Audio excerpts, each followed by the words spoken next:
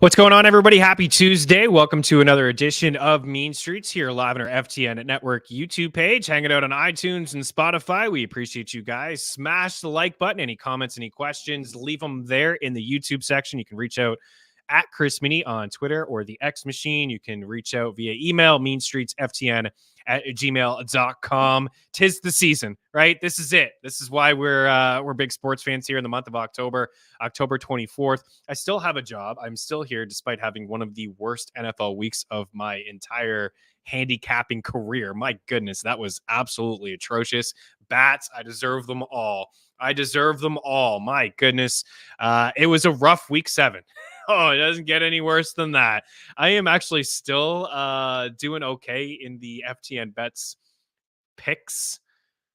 I call it a segment, but it's not. Our guy Tyler Lochner did catch me this past week. He had a pretty decent day. It was a bloodbath, man. There was a lot of just upsets. Are you kidding me? Never saw the Niners losing. Never saw the Bills losing those 2 games. Really didn't see Buffalo losing that game in New England. I thought it was a get right spot for them, but nonetheless, we hold ourselves accountable here. We try to bounce back when we have bad weeks. Some picks and some props. It's been really tough to get anything going on the prop side of things. It's been really it's been a struggle.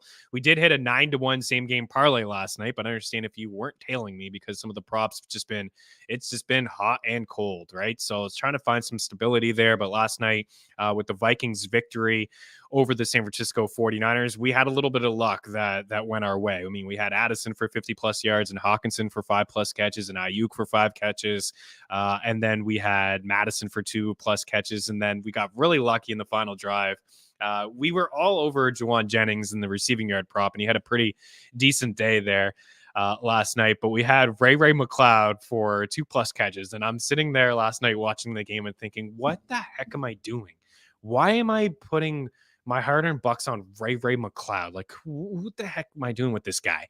Like, Jennings was the guy that I thought would, step in for Debo. It's not the same type of role, but he had played a career high or season high in terms of snaps last week when Debo left and running more routes. And he was a guy that Brock Purdy looked at down the field. But Ray was the guy that I thought we could get some checkdowns to. And we did. We got them at the end. So we're happy to get that 9-1, but it has been a struggle. And I apologize. And we are halfway through the fantasy football season. So this is the time where we can pick it up and gain some steam. We got a busy show for you guys. And when I mean busy, I mean 16 games on the NHL slate busy. The Frozen Frenzy at ESPN and ESPN2 and ESPN Plus gets underway at 6 Eastern tonight. Dangle Betzelli already recorded on our FTN Network YouTube page. You can listen on iTunes and Spotify as well. The great Pete Jensen from NHL joined me. We walked through some of the surprises, some buy low, sell high candidates in fantasy hockey. I rolled through and gave my favorite 10 goal scorers, point props, and shot props included in there. We have a free article over at ftnbets.com. Broke down some of my sides and totals as well. We can get to it towards the end of the show, but I encourage you guys to check out Dangle Betzelli or just check out the FTN Bet Tracker over at ftnbets.com for all my picks, for everybody's picks if you have the FTN betting package. The NBA season tips off tonight. We have 2 games on the schedule. And with the FTN betting package, you get all the picks across all sports from everybody, tools, projections, the NFL model, which has been just hot fire to start, the NHL or the NFL, NBA model, as well here included. We got our guy, Noops Christenson, joining me in just a few moments. We're going to preview the 2 games in the association with the Warriors and the Phoenix Suns. Golden State slight favorites here in a total of 234.5. And then we have the Lake Show here tonight in Denver as the defending NBA champion Denver Nuggets get it on as well. But I want to talk about these 2 games with Noops. You're going to see a lot of content from him over at ftnbets.com here in the NBA season. He's got an NBA betting show, which he'll have on Mondays and Fridays on our FTN Network YouTube page to check out for free as well. So we'll get his thoughts on maybe some division winners, some sleepers, and some MVP odds, and we'll take a look at tonight's 2 games and get some picks and some slates for you on these 2 slates for you guys as well. But before we get going, I want to talk a little bit, of course, about some fantasy football stuff and some takeaways from week 7 and a look ahead at the week 8 schedule here. A ton of teams on bye last week. It really was just a a strange week, right? With the 6 teams on bye and the upsets across the board. The Niners losing, a lot of people doubting the Eagles. I'll admit I was a little bit worried about Philadelphia, but they put Miami in their place, and Tua Tagovailoa was a career low or a season low in terms of yards per pass attempt, and they didn't get much going on the ground. Tyreek Hill, of course, still 8. But it was an upset nonetheless in Minnesota last night, and it was good to see Jordan Addison come back in that game and make some things happen. And all of a sudden, the Niners have lost 2 straight games, and the Eagles in control at the moment inside the NFC. A tough loss there for Detroit and Baltimore. I think that says more about the Ravens and how good this team is, and how they've been eliminating offense, and quarterbacks have struggled, and tight ends have struggled. And I saw a stat on Around the Horn. I forget who said it as was. Wish I could give them credit, but it was like 0.009 yards when the Ravens pressure a quarterback. So, Jared Goff's had a really nice season, but he certainly struggled on the road, and the Ravens put the Lions in their place in that game. And then the Bills, what's going on with Buffalo? A tough loss for them in New England. The Patriots haven't been able to show us a whole lot this season. It's been a major disappointment in New England. They've been shut out once. They haven't been able to score points. Buffalo came back, got the lead, and then right away we saw New England and Mac Jones march up the field. So we got some wide receiver rankings, we got some running back rankings, and we will visit some streamers and some quarterback starts and sits later on in the week. On Thursday, we'll have start and sits for you guys and some buy low candidates. Sell high will tee up the Thursday night football game, which is Buffalo and Tampa Bay this week, and Buffalo 8.5-point favorites. And then on Friday, we'll have some picks and some props and some DFS plays for you as well. But it is a busy night in the NHL with 16 games, but it's also opening night in the association. So we got our guy Noops in the house. We're going to bring him in right now. Welcome in, Alex. @_Noops. I didn't know I should call you Noops Christenson because I know that's on your Twitter machine and in the Slack, but you do go by Alex, but you also go by Noops, and it rhymes with hoops. And here we are, 2 games late. Welcome in, dude. It is lovely. It also happens to be spoon backwards, but it's been tough my whole life. Even as a kid, I was Alex. My parents called me Al. I went to a Catholic school. That means I was Christenson for about 15 years of my life. Got to college with Spoon, reverbed myself to Noops. It's been a big change. You got to keep things fresh. Ah, man, and keeping it fresh, you have joined the FTN squad. Congrats. Welcome in. Welcome to the family. You're doing some great work. I already see some previews over our website, diving into all the divisions and all the teams, and you're going to have an NBA betting show on this YouTube channel as well, which is super exciting. I think you're going to debut on Thursday, but we're looking like Monday and Friday episodes because those are the busy nights in the NBA, correct? Yeah, exactly. There's a bunch of stuff up already on the site. Did a breakdown of all the awards. Have one more division. I'm actually finishing that up right now, but we've got 5 of the 6, I believe, are up already. We'll be doing a quick video show on Thursday, and we'll be doing some written pieces. We're going to start with one tonight. The goal is to do one Monday, Tuesday, Thursday, Friday. So you got to figure out what to do on your own on Wednesday, but we got you covered the rest of the week. Yeah, we do have you covered if you have the FTN betting package as well. You're going to see all the stuff from you and across the board from everybody else. I'll have some picks in there. Marshall, our guy Mike Randall, and with the package you get all the picks and tools and projections, Discord channel included into one. So we do love that because October, it's all happening right into week 8 in the NFL, opening night tonight, 16 games on the ice, college basketball, college football. It is a great time to be a sports fan. Before we get into tonight's games, you mentioned that you already have some previews over at FTN Bets, and I want people to go and check your work, but we have a couple boards here for you with just some odds courtesy of DraftKings. The Celtics here up at the top, and the 76ers, and there's definitely been some movement. The NBA, I love the NBA, but I love the movement. I love the movement come trade deadline. I love the movement in the offseason. Always like these big threes, and everyone wants to go play with their buddies. And, see Dame with the Bucks now. Super strange to see him in green. They are favored, of course, to win the Central. And we got the Heat favorite there to win the Southeast. Walk me through what you see here in the East. You don't have to give all your picks, but any surprise teams that you think we should have our eye on here to start the season, or any teams that you feel like are maybe getting overvalued according to Vegas? Yeah, two bets I see on this particular board we're looking at here. The Atlantic Division, that's pretty straightforward. I would like to maybe back the Sixers here, but we just don't know what's going to happen there. If James Harden doesn't get traded, I think the Sixers are still going to be a great team, just not good enough to catch the Celtics in this division. But you go down to the Central, and you just mentioned Dame Lillard. The Milwaukee Bucks have a brand new head coach, a brand new star. They're going to have to learn a brand new way to play basketball. I think that they'll be great, but if they stumble out of the gate even a little bit, this Cleveland Cavaliers team is ready made for the regular season. They were great last year. They have depth. They attack every single night. They play great defense. I love that price, plus 270 for the Cavaliers to win the Central. I've got them only one game behind Milwaukee here coming into the season, so a lot Nice. of value on that number for me. And then in the Southeast Division, I'm a Miami Heat fader in the regular season.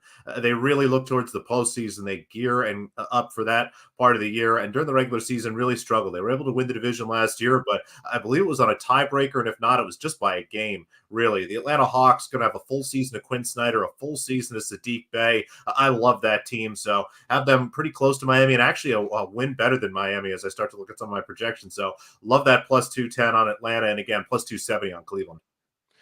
Yeah, I'm a sucker for Cleveland too, man. Like they're really impressive, and I think maybe people weren't buying into their regular season until they saw them last year in the playoffs, and so I'm playing some really good ball, right? And Donovan Mitchell is really good as well. Washington's on that list as a long shot, obviously, but I have Jordan Poole in a couple fantasy basketball leagues, and That's sometimes good. having players on bad teams and just there's more shots, more opportunity for that volume and to rack up other points across the board. And I think he's probably going to have a pretty decent, he's going to jack up a ton of shots, is he not, in Washington this year? His usage should be absolutely huge, and exactly from a fantasy perspective, he's a great pick. I like the other guard in that team too, Tyus Jones. I think he's going to be somebody that fills up the box score every night. And like you said, there's not a lot of players in that team, and somebody's got to shoot the ball. It's probably going to be those two guys. Let's move over to the West here and take a look at some of the odds. Of course, the defending champs are on the slate here tonight. They're going to open up against the Lakers. They are favored, and as they should be. But Alex, man, Randall jumped on the show last year, and I don't want to pat myself on the back here. We get lots of things wrong. But one thing we talked about with Mike, and you're going to get to know him pretty well here, and Zach Graham, we talked about the value with the Nuggets. Nobody was talking about the value into the playoffs. They were like 12-1. They were a team that just cruised in the regular season. You were on the Nuggets as well. How could, man, I what was with the disrespect for the Nuggets last year? It's still here. I don't understand it. I don't know what the Nuggets have to do. They were one of the best teams all season. They had the best player in the league. They had home court advantage, the best home court advantage all the way through the Yeah. playoffs. They were underdogs to the Suns in that series in round two.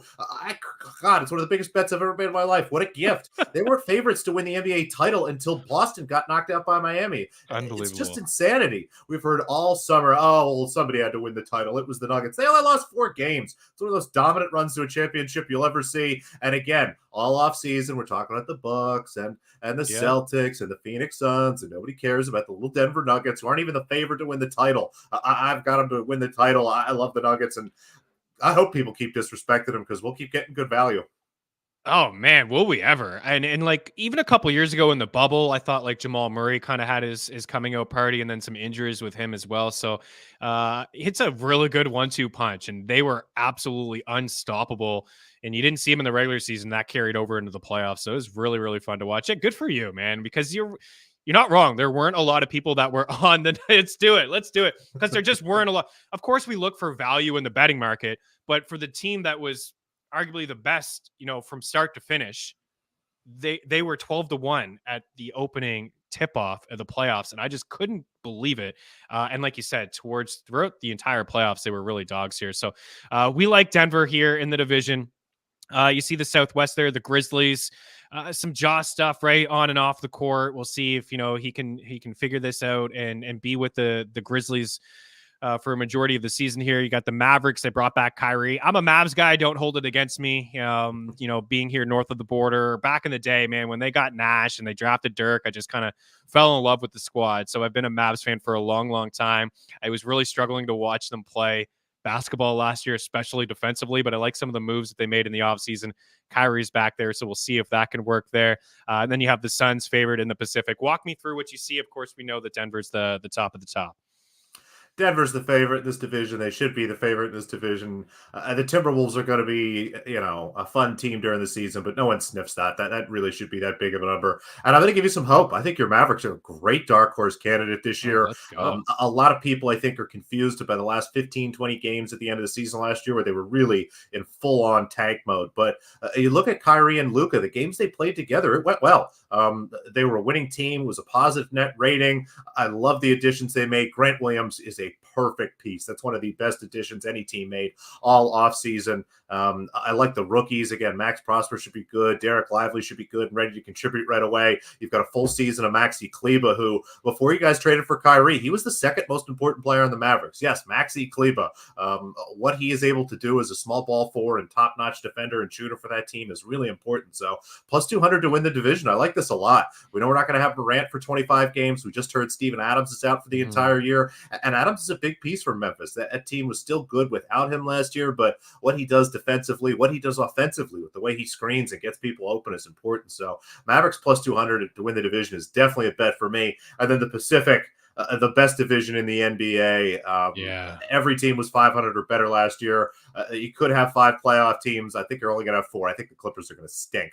I've got their regular season win total under, but Phoenix deserves to be the favorite here. I wouldn't mind a bet maybe on the Lakers. I think that they'll be pretty good regular season, but the Warriors and Lakers specifically, they're just not as focused on the regular season. Phoenix is going to want to come out and win as many games as possible. So I like them as, again, plus 145, still the favorite though. So a little less on this page, but I like the Mavericks plus 200. I think you guys have a great shot. I knew I was going to like you. Are you kidding me? You didn't even have to say that sort of stuff. I mean, Lively's a nice little rim protector. They needed some of that too. I think you mentioned he could offer something to the table, but I loved the Williams pickup. I thought that's exactly what they needed, and a really nice defender. But I was watching preseason game the other day, 14 points for Lively. He was like 6 for 7, hit a couple free throws, chipped in with some blocks, assists, had 5 rebounds as well. And that was just like in 24 minutes of action. So I am excited to see what the Mavericks look like this year. And the other reason I said I knew I'd like you, the Clippers. That's a team that's always overrated. Everyone always wants to talk about. Kawhi's going to play 70 games, right? Right. That's what the number tells me. Yeah. Unfortunately, Kawhi and Paul George, these guys can just not stay healthy. That division is really good. There's a lot of good teams. Are we believing or buying what the Kings sold us last year? Are we buying into that? It's the same team. Everyone knows they're coming. I think that they could be as good as they were last year, but they're not going to win as many games, if that makes sense. It's the same group. Everybody should be a little bit better, but they're not going to be a surprise this year the way that they were last year. I would have hoped they could have done something. Again, Grant Williams, they were sniffing around him for a little bit. He would have been perfect for there. That would have raised the Kings level, but I think we're looking at arguably the same team. It's not going to be a surprise. So a couple less wins than last year, but they'll be in the hunt for a playoff seed. I think they'll probably finish somewhere around 6th, 7th in the West. Here are the odds-on favorites, courtesy of DraftKings. And again, the Nuggets at plus 550 here, the Bucks at 4-1, as long as the Celtics. I know the Suns. It's another team, right? I get it. They got some nice, appealing players there, but another team that's just overrated, and they didn't do much there when it got down to it in the playoffs. Lakers at 12-1. The Warriors, I think this is pretty decent value. I said this a couple years ago. They're at 12-1 or so. I know I hear the Chris Paul jokes. Chris Paul's in the squad, so they'll choke in the 3rd round, yada yada. I mean, I get it. I think it all really depends on Clay being healthy, and but 13-1 for them. The Clippers, as we just talked about, is a fade. The 76ers just such a wild card squad. The Mavericks there at 22-1. The Heat at 28-1, fading them in the regular season, but come playoff time, they seem to be there. Any interest in the Cavs at 30-1? If we're looking at long shots and just maybe that numbers will change in the first couple of weeks, so you see like this may be the best number you could get with Dallas or you could get with Cleveland. I think this is probably the best number you can get with Dallas. I just can't see Cleveland winning the title. It's so hard to win in the NBA, and to go from getting blown out basically in a first round to all of a sudden being in the NBA Finals just does not happen. So at least another year for the Cavs. And you look at the Phoenix Suns and Boston and Milwaukee, not quite the same situation I'm talking about. But another thing that doesn't work in the NBA is super teams in the first year.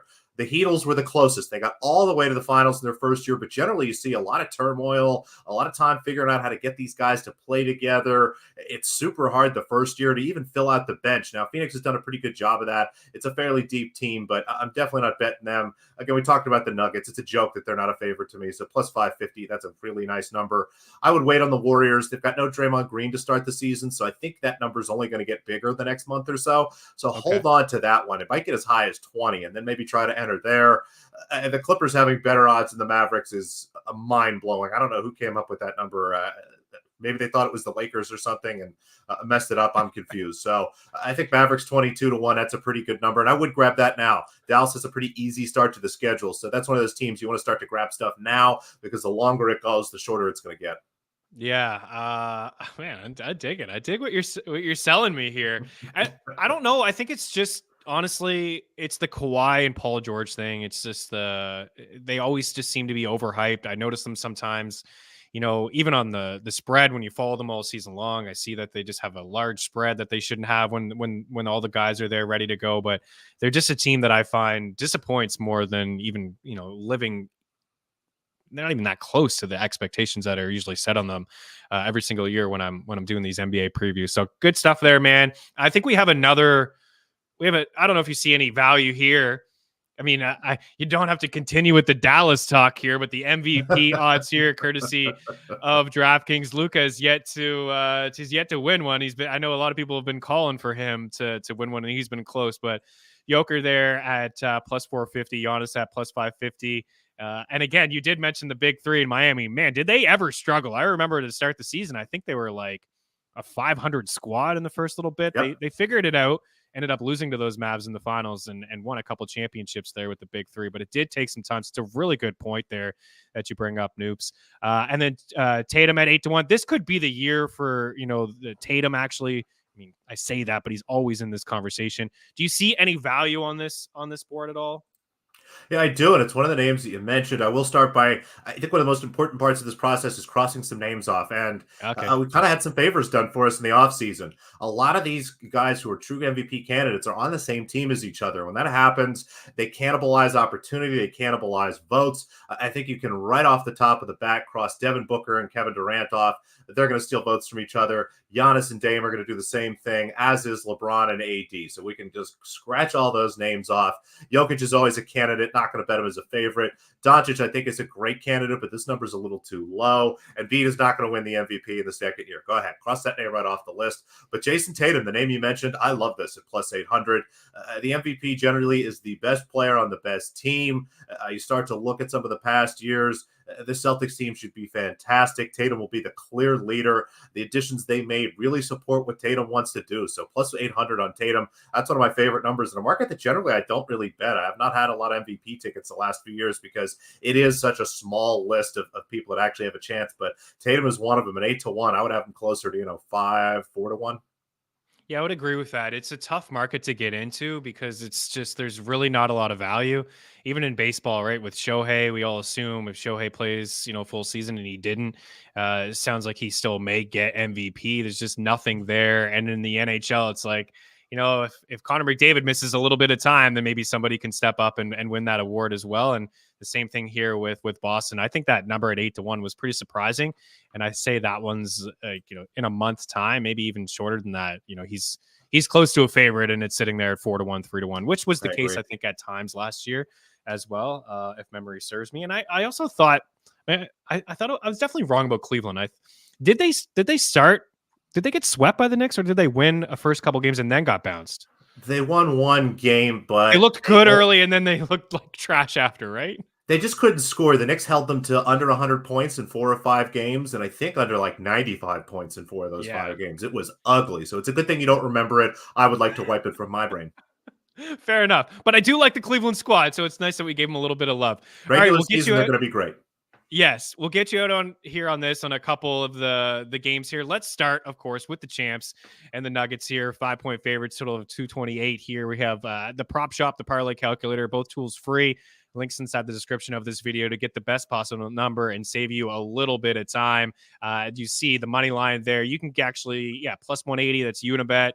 But of course, if you look at other books in the prop shop, you see plus 170, plus 168. But why not get that best number? Save you a little bit of time and a little bit of cash, hopefully, in your pockets. And the Nuggets, I'm seeing best number on the money line is minus 198. But of course, the spread here at 5.5 in some spots. How do you see this game going tonight? Yeah, just quickly, I love what you said about the odds tables and the tools there. Those are worth the money alone, just and how much you're going to save in VIG and Juice, always having the best price there. And this is a difficult game. It's a banner night. It happens every year. The NBA champion, first game at home. They're going to hang a banner and play a stupid video, and there'll probably be speeches. I hope Jokic talks about his horse. I'm here for Jokic horse talk. But it's the tenor of the rest of the game can be tough. The defending champion, I think, has won like 70% of the time their first games if you go back like the last 5 to 10 years, but the matchups generally aren't that close.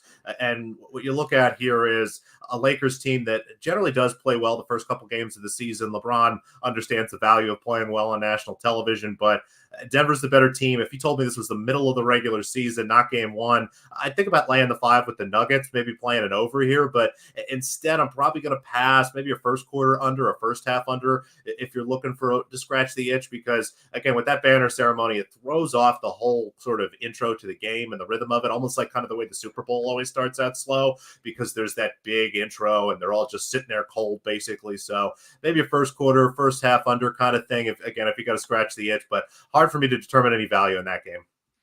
Yeah, I was looking at something I wrote in the playoffs last year, especially in the finals, was Jamal Murray assists. Like he was getting up to like 8, 9, 10 here and there, when really, if you just look overall Had at the his most assists in the statistics, finals. yeah, and it's like a career high for him last year in terms of assists per game, but it was only 6.2, right? But he was kind of living in that 4 range, but that pick and roll was just so unstoppable with him and Joker. So that's one I was looking at. And then we have the other game here tonight in the Suns and the Warriors. You know, you kind of alluded to it, you know, basically one ball in Phoenix, and it sounds like Bradley Beal is out of this game, but I'm interested to see how that's going to work when all of those guys are playing together in Phoenix. I was taking a look at Devin Booker, the over on 2.5 threes. I kind of take these long shot 3-point props. You know, I see minus 175, which is not for me, but FanDuel's offering plus 148 for maybe 3 threes here for Devin Booker. I know he's not a huge 3-point shooter, but with no Beal, maybe he can hit a couple threes tonight. But what do you like from this matchup? The Warriors here, as you see, slight favorites at home, minus 112, and a high total of 234 as the Suns enter town.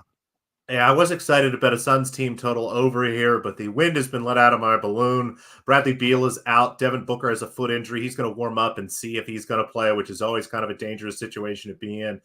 And now I'm not too worried about these 3 stars. They're all really good scorers, but none of them has ever been a high usage kind of ball hog type player. They've all been willing to sort of coexist. I think once that we see all 3 of these guys together, it's going to look a lot like those early Kevin Durant Nets teams that were scoring 120, 125, 130 points a game. I mean, overs on some of those Nets teams were just unbelievable. So when all 3 are healthy, if you're looking at a team total of, you know, less than 119 and a half, 117, 118, I'm going to be betting that a lot these first couple weeks until the market adjusts. And tonight in general, I'm going to wait till the tip and then just take the over. Whatever total ends up settling at, Booker or no Booker, there's not going to be much defense that played out there tonight.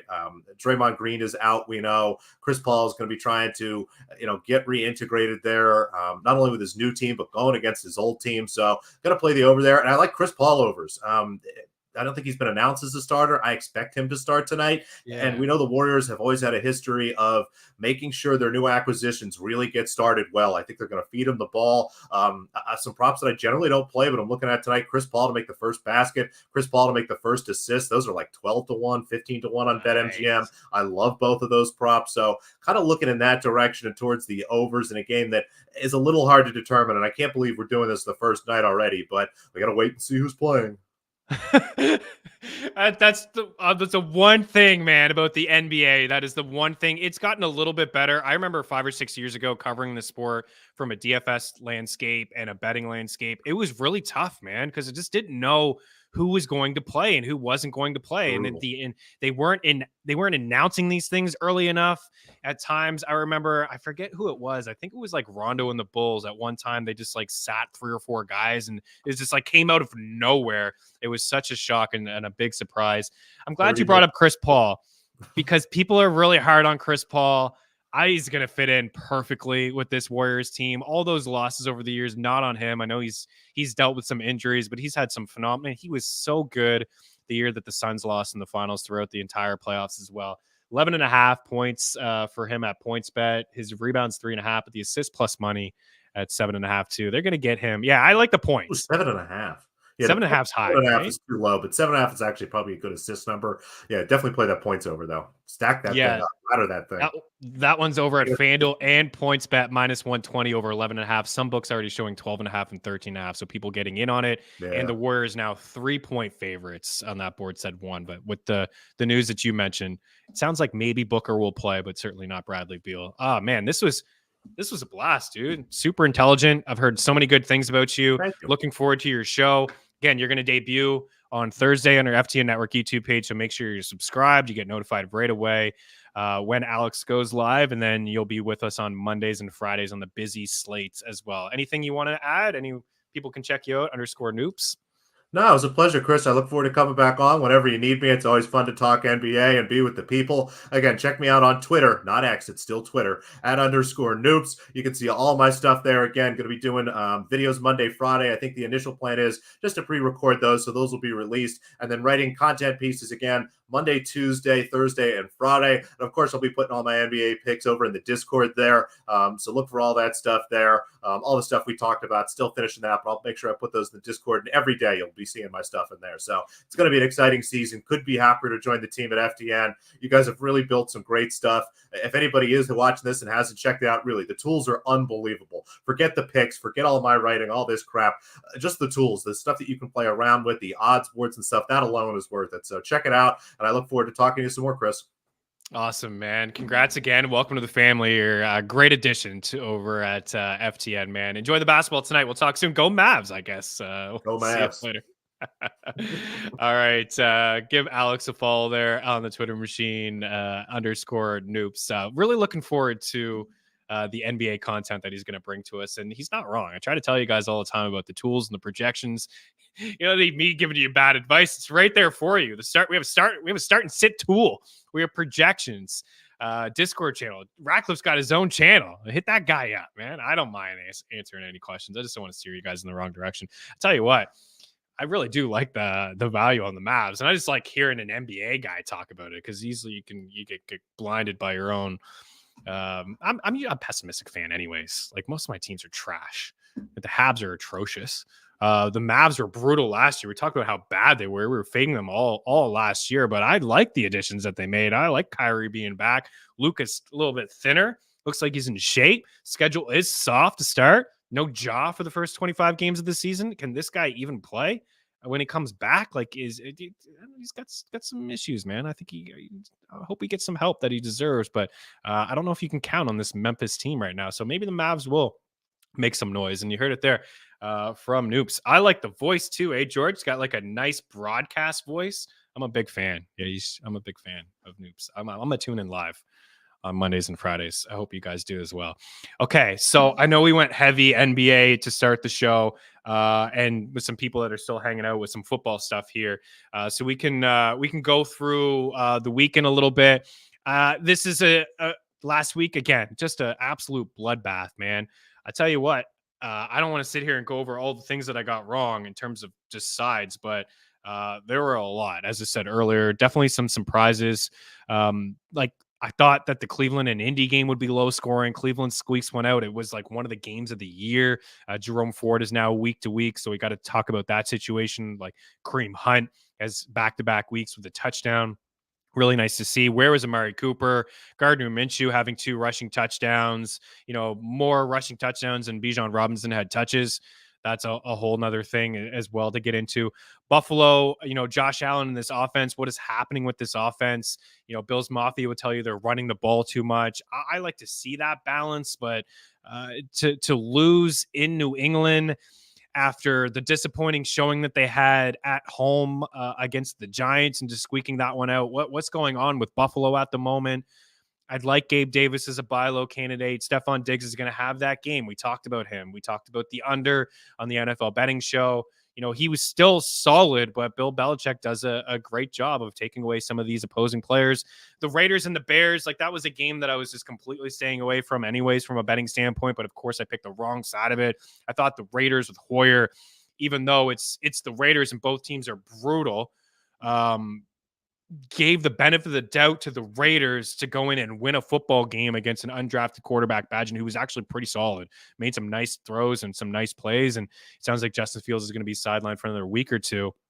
DJ Moore was okay, and I have a lot of DJ Moore. That was the big thing I was looking for. I didn't want to attack his props or anything like that, but DJ Moore still ended up, getting a bulk of the targets, 9 of them, caught 8 of them, but it was just 54 yards, right? So he didn't have that explosiveness that he normally has. Deontay Foreman, back-to-back weeks. Deontay Foreman's one of those guys, like, he's probably the best next man up in football. We've seen it over the past couple of years with Deontay Foreman. When CMC was hurt, CMC was traded. Actually, it went back to Derrick Henry. When Derrick Henry was traded, we saw Foreman with the Titans have some really nice games, was a borderline league winner of fantasy football. And then, when CMC was hurt or traded, I believe, then we saw him. And then it's like next man up again. Like Rashawn Johnson's been in concussion protocol for over 2 weeks now. The Bears say they're optimistic about him getting out of protocol and playing this week, but seeing what we've saw the last 2 weeks from Deontay Foreman and Khalil Herbert on IR, I still like Rashawn Johnson, but I don't feel as strong about him when he's active this week, saying, okay, he's going to get 80% of the carries. He's going to get 75% of the touches. I don't think we can say that with Foreman and what he did last week. 16 for 89. He had 2 rushing touchdowns. He caught 3 passes. He had a receiving touchdown as well. He was the all-star for the week, and you got him. You kind of ride this one out, right? You could consider selling high if you wanted to. If you're in a really good spot at the running back position, you could look at some running backs or some teams that are desperate for, really good running backs. This would be a great time to sell high, because at some point this will turn into a crowded backfield, assuming Herbert can get back on the field and Roschon Johnson as early as this week potentially. But that was one of the bigger surprises. Washington losing to the Giants, not a huge surprise, but I thought we'd see a little bit more offense in that game. Only 21 points, so that was another L that I took. And Tyrod Taylor for 2 games now has been pretty good. He's moved the ball around a little bit more than Daniel Jones, but I don't think that Daniel Jones will get benched. I don't think that he will. They did pay him in the offseason, but it was nice to see Saquon 21 carries for 77 yards. Waller, a couple nice weeks in a row for Darren Waller, 7 grabs. He had a touchdown at 98 yards. Jalen White is trending up for me. It's been a couple weeks now. The snap counts have bolstered the usage, taken some shots, at least 1 or 2 shots with him deep down the field. And he had 5 targets. He had 5 targets, which is the second most behind Darren Waller. He had 2 grabs. He's going to be very boomer bust. We talked about in the offseason, he's like that big play threat guy. Maybe now we're starting to see some more consistency in his game, but 75 yards on those 2 catches and the long there of 42. So that's kind of what he can bring to the table. Nice to see a bounce back game here from Terry McLaurin. Washington's backfield just continues to be kind of a mess, right? Rodriguez was in there with 7 carries for 31 yards. Brian Robinson had the touchdown, but only 8 carries and 23 yards from him. We did see a decent game from Jahan Dawson, 8 targets, 5 grabs, and 43 yards on the waiver wire, most likely on your bench. The Falcons pulling out that win. I thought Ritter did some really good things. I was on the Bucs, of course. The squeak went out late. Rachaad White continues to just be very mediocre when it comes to just his usage, right? I mean, he's getting most of the work. I see people talk about Vaughn, but 4 carries for 7 yards, 13 for 34. White's had a very tough schedule, and it remains tough. He's got some tough run defenses to go up against, but we like that he caught 6 passes, like that he's getting a bulk of the work. It's like a low-end RB2, a flex play. You can move on if you want, but I don't see anybody really like calling you or like, hey, give me Rachaad White. It's just, what you're going to get, really. And it's like 15 plus opportunities. You hope that he finds the end zone with a rushing touchdown. It is really nice to see the catches from him. On the other side, Tyler Algier, 21 for 59. Cordero Patterson, 10 for 56. Bijan Robinson, 1 carry for 3 yards there. What's that all about? And, watching the game, I was waiting and I was wondering what the heck with Bijan. I don't hate Bijan. People view me as a Bijan hater. Guys, in this business, you have to label people as busts and sleepers and breakouts. It's nothing against Bijan Robinson. And maybe he was sick. Maybe he did have the flu.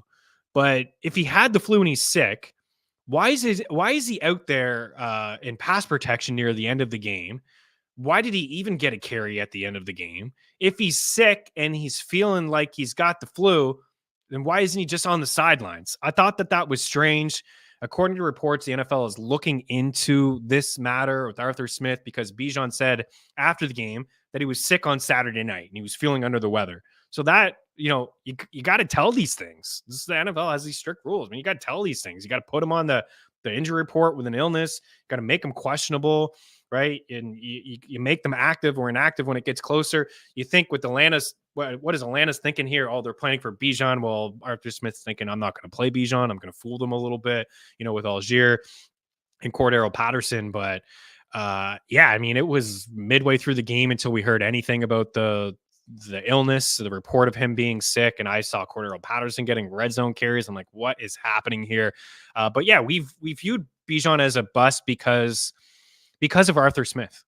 That's really what it was all about. I get they spent that high draft capital on Bijan Robinson. He's clearly the best back that they have. We all know that, but he's not getting all the red zone work. He doesn't have a rushing touchdown. He's been involved through the air. Algier gets red zone carries. They like Cordero Patterson. So it's, I said this last week. I know it was a dud week from Jacobs as well, but if I'm ranking the rest of the way, it's Bijan's not a top 5 back for me. And he was getting drafted as RB2, RB3. It's just, I have never been there. And I don't know.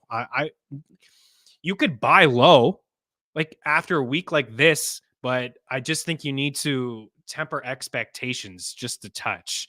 The Falcons play at a bit of a slow pace, not as slow as the years prior. Ritter's done some good things lately, hitting London, hitting Pitts. Those guys have had some good games, so they're throwing the football a little bit more.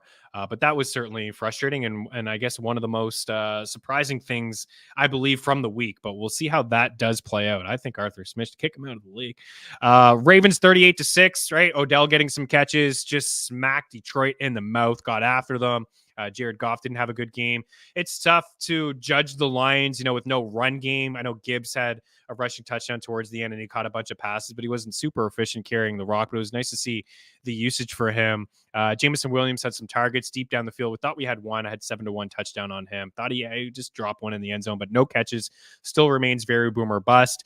Yeah, not much to say about Detroit, but a lot of credit to the Ravens, right? They've been really good defensively this season. They've held quarterbacks to the fewest fantasy points and tight ends.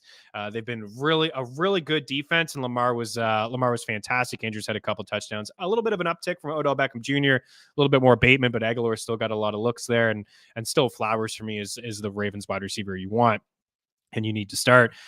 Arizona backfield. Kind of knew this would happen, right? When we gave the starts and the sits, I didn't think it would be like this. But the fact that Desperado, what we're calling him, Amari DiMercado, played more snaps than anybody in week 6, but it was Ingram who had more touches, and then it was Damian Williams who's on the field getting the touches. Ingram, big zero. So it was actually Amari that was getting some run there. So if you dropped him, he's now another waiver wire pickup, right? I mean, I get it. You spend a little bit of fab on him. You played him and he didn't do anything, even though he had the most snaps. It was other guys who were playing. And then this week they convert back to him. So this is what we call a trap. This is what we call a backfield that you'd like to avoid. If you can avoid it, that's one that I would certainly avoid. Now, moving forward, I get it. You need some starts at the running back position. What we said last week is avoid it if you could, but with 6 teams on bye, it was really tough to avoid that. You need to start some guys, and I did have Ingram ranked ahead of him.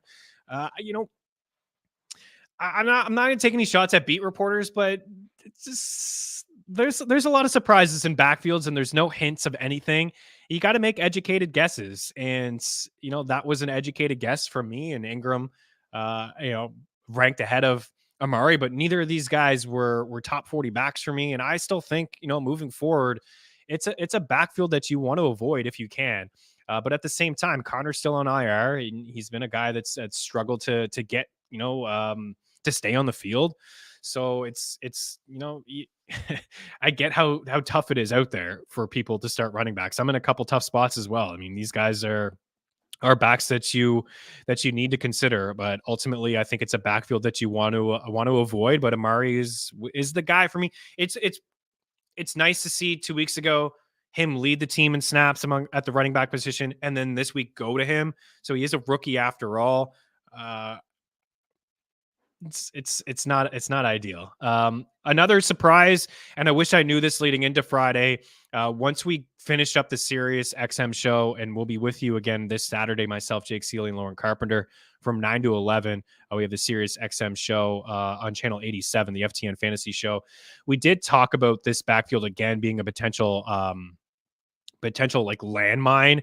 And, we had a fun little back and forth on the show about Zach Evans. And we talked about Zach Evans being a start if you need him, but also, again, tempering expectations. We had him ranked like in the late 30s as a guy that could maybe churn out 5 fantasy points from you. But we also said, and again, I wish that I had this information on Friday for you guys, but Friday afternoon, Sean McVay spoke to the media, and it was just very telling that it was going to be Henderson.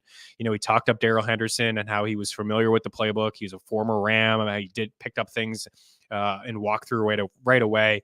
And just seeing the way that the backfield had played out, moving on from Cam Akers, and more on him in a little bit, moving on from Cam Akers, and then, playing Kyren Williams, and then playing Ronnie Rivers over Zach Evans, and then having Kyren go down on IR, and then having Rivers go down, who's also on IR. It did seem like Henderson, or that maybe Zach Evans, was a back that McVay didn't really care for, because it was sign Gaskin, it was bring in Royce Freeman and activate him from the practice squad and activate Darrell Henderson. And it was Henderson who led the way. 18 carries, 61 yards. He had a catch. He had a rushing touchdown. And then it was Royce Freeman who had 12 carries for 66 yards as well. So Henderson is one of the top waiver wire pickups. Hopefully you were able to grab him maybe over the weekend. Maybe you were a little hesitant to start him. I started him in one tough spot over Amari, and it did work out for me. 13 fantasy points. I will view this guy as a low-end RB2, a flex play, as long as Kyren Williams is sidelined. And Royce Freeman is going to get a little bit of run as well. But Henderson, again, just like McVay said, kind of echoing some of his thoughts, is he's a guy that is familiar with the playbook and was able to pick up a lot of things right away. And I think that's a positive, moving forward. He could be a sell high candidate again for you as well. You got Dallas this week, was such a tough spot. The Packers in week 9, which is a much better spot, allowed the third most fantasy points to opposing running backs heading into last week. And then the bye week 10. So Kyren has a chance to come back week 11 against Seattle, and then he's just a guy. And Kyren, maybe it's a 50-50 thing, maybe it's a 70-30 thing, but Kyren was playing pretty well for them, so I'd expect maybe for him to get his job back. But at the same time, he's not a guy that has ever had a full workload. He's got a couple 100-yard games. He's got a couple games the 20-plus carries. He's got a game with 10 targets and 6 grabs. So maybe a lot of that work, had something to do with the ankle injury. You just never know. I don't like to speculate, but a lot of work for a guy that really hadn't had a lot over the course of his career. So this could turn into a full committee when everybody is healthy and ready to go. But you see some of the names here on this list: Darrell Henderson, Amari DiMarcado, Royce Freeman, Cam Akers. Would like to talk about Cam Akers here for a little bit. The Vikings acquired Cam Akers. We're Cam Akers fans on this show. I don't know what happened with him and Sean McVay, just clearly in his doghouse. And, Kevin O'Connell being with the Rams and McVay and being familiar with Cam Akers must have seen something that he liked. And let's be honest about Madison in some of these games: 11 for 34, 8 for 28, 20 for 93. Okay, great. 93 had 20 carries to get there. 17 for 95, not bad. 8 for 26, 18 for 44. And the last night, 8 for 39. Has been a player through the air. Has had 20 catches so far this season, 2 grabs for 3 receiving yards last night. But Cam Akers had 10 carries for 31 yards. Again, not super efficient, but when the game was on the line, Cam Akers was on the field. Madison's had some turnovers, has had some fumble issues so far this season.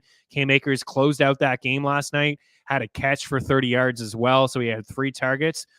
This is a backfield that I think, the flip could happen. I was completely wrong about Tyler Chandler overtaking this backfield.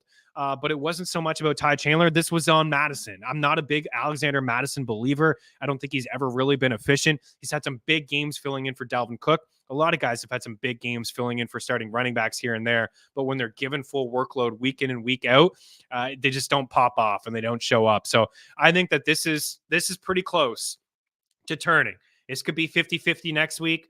I'll probably have Cam Akers ranked ahead of Madison just by a spot or two, just because of what I seen last night. Closing out the game, I think, is very significant. Getting a couple catches here and there, maybe acting as the goal line. This is still a pass-first offense. Kirk Cousins, by the way, played really good football last night. Man, he gets a lot of heat for the primetime stuff, but he played some really good football last night for the Vikings, and they pulled off a nice win at home, and where they were looking like sellers potentially with the trade deadline, I think 7 or 8 days away. Maybe we see the Vikings hold on to some of their assets. But that was definitely a big surprise for me. And I think we hit on all the games. We do actually have Pittsburgh, Seattle. There's a couple more here that we can rapid fire through just to kind of get some of the takeaways. Rashee Rice, right? We've been talking about him a lot, continues to trend up. I don't know why Kadarius Toney's ownership is as high as it is, but Rashee Rice, 6 targets, 5 grabs, 60 yards, had another touchdown, is among the leaders in red zone targets, and he's got a couple touchdowns on the season. Just got to find a way to get this guy in your starting lineup. Even last week was tough with 6 teams on a bye. It's just the matchup was beautiful, right? The Chargers can't stop anyone. Joshua Palmer, again, continues to ball out. It's a joke on this show that he was on the waiver wire, on top of the waiver wire list last week because he's a Canadian, but 133 yards on 7 targets, 5 grabs. A quiet day from Keenan Allen. Joshua Kelly, 7 for 75, had the long 49. Again, just a guy that's better as a change of pace guy. We've seen him without Eckler. Not great, but not bad when Eckler is there. 14 for 45, not too good for Eckler. And just the one catch, that was kind of surprising for me. And by the way, Justin Herbert has the most losses in the NFL since he entered the league. Justin Herbert, I think he's slightly. Do we think he's overrated just a little bit? I mean, the guy is and the defense is bad, and there's been some issues, and he makes some nice throws, but I think he just gets talked up way too much. Rams and Steelers, a big win for the Steelers, of course. Again, I was on the wrong side of this. Tough week, man, in terms of sides. We talked about Henderson. Actually, Henderson had the 18 carries. I wrote that wrong. 18 carries, 61 yards, but Royce Freeman had 66 yards as well on 12 carries. The Tutu Atwell catch, that was a fluke that was going to Cooper. He missed it, but Pittsburgh did a great job on Cooper Kupp. Held him to 29 yards on 2 grabs. Puka Nacua, this is a thing, right? Teams are going to focus in. Oh, this is the thing. Obviously, Puka's been unbelievable since week 1. But still, like, we love to see this. When Kupp came back, we were wondering about the Puka Nacua, how good he can be. He's still a low-end wide receiver 1 for me, right? The Rams, under Goff and McVay, were able to support 2 top 12 wide receivers when Goff had that big season. I think when the Rams went on to the Super Bowl and they lost, but it was Robert Woods and Cooper Kupp. These guys were top 12 wide receivers week in and week out. Stafford can support both of them. And it's like, those are the guys, right? Like 7 targets for Cooper, 12 for Puka, and Tutu, just the 2. We had Deontay Johnson come back, 79 yards on 5 catches. George Pickens, a really good game. We love Pickens. I still like Pickens more than Deontay moving forward if I had a choice between the two. But nice to see Deontay back. And, wide receiver 3, both of these guys. Still don't love the Steelers offense, but it does improve the offense with both of those guys under center. Najee had 3 grabs, found the end zone, but Jalen Warren also found the end zone. And again, more efficient for Jalen Warren. 6 grabs, 32 rushing yards. 6 carries and 32 rushing yards. It's 5.3 yards per pop, and 14 for 53 for Najee. That's 3.8.